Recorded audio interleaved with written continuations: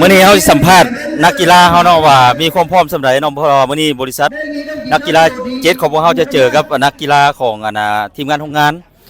ของบริษัทวังตัดมานิ่งกรุ๊ปเนาะสัมภาษณ์นักกีฬาก่อนมีความพร้อมสำาใดมื้อนี้เนาะจัดเต็มอยู่ติ จัดเต็มเลยมื้อนี้เอพร้อมสุดพร้อมแหละมื้อนี้ พร้อมเนาะจังใดก็เป็นตัวเก่งให้ทีมงานให้มันได้มื้อนี้ได้ความพร้อมร้อยเกียมลงสนามลงสนามเนาะซ้อมมาหลายปีหลายเดือนแล้วเนาะจังใดก็ให้มันได้มื้อนี้เนาะแม่นเอาก็พร้อมมื้อนี้ว่าร้อยแล้วเอาที่1บ่ได้มื้อนี้ได้เอาที่1เลยจะได้เขาชิง10,000บ่ได้10,000หลังจากซ้อมมาหลายปีหลายเดือนเนาะเพื่องานนี่เนาะมื้อนี้จังได๋ก็ให้เอาเคินว่ารางวัลอันยิ่งใหญ่ไปหาบริษัทเจ็ดของพวกเฮาเด้อมื้อนี้เด้อแซ่บๆมื้อนี้ที่1ความพร้อมนี่ถือว่าพอสมควรเนาะเพราะว่าเตรียมความพร้อมมาได้หลายมื้อแล้วเนาะแต่จังได๋ก็สิพยายามให้ดิ้นให้ดีที่สุดนั่นแหละมื้อนี้เนาะเพื่อเนาะเอาความหวังอันยิ่งใหญ่ของบริษัทนี่กลับไปพัฒนาต่ออีกนะเอาไปได้น้องไซมื้อนี้ก็เตรียมตัวมาดีเนาะพร้อมเนาะมื้อนี้ก็สิเฮ็ดให้ดีที่สุดบ่มีประมาทเนาะบ่มีประมาทเต็มที่เลยมื้อนี้เนาะเต็มที่เต็มที่เจ๊มอนไปซั่นล่ะพร้อมอยู่ติ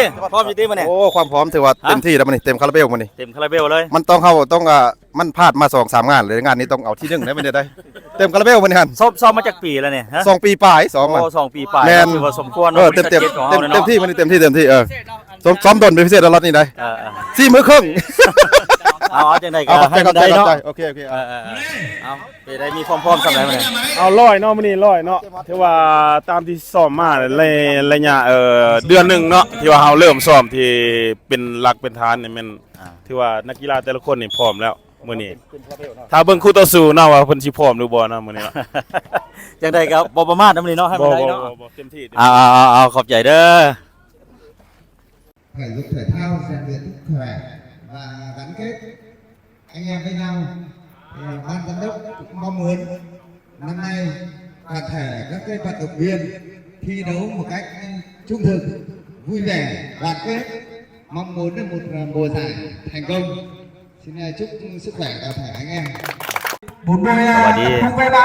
ตอนนี้นักกีฬาบริษัทของบริษัทเจ็ตเนาะกำลังฝึกซ้อมความพร้อมเพราะว่ามื้อนี้สิเจอกับทีมโรงงานเนาะของบริษัทวังตัดไมนิ่งกรุ๊ปถือว่าแต่ละทีมงานพากันซ้อมเป็นซ้อมเลย Xin mời cả đội tập trung về ban tổ chức. Tập trung về 4 đánh dọc của ban tổ chức để chúng ta khai mạc giải bóng chuyền kỷ niệm 30 tháng 4 và ngày 1 tháng 5. Ê, xin mời gia đình đồng viên làm cùng phối hợp để chúng ta có một giải đấu thành công. Sau đây tôi xin để cho đồng chí Thanh, ban giám đốc sẽ có vài lời để khai mạc cái chương trình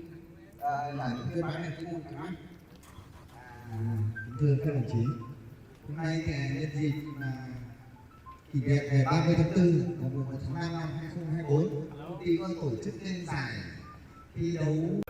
แต่ละทีมพากันฝึกซ้อมเตรียมความพร้อมบ่มีไผประมาทไผงานนี้ ลุยเต็มที่ Mời xin mời hai đội chúng ta vào sân để thi đấu.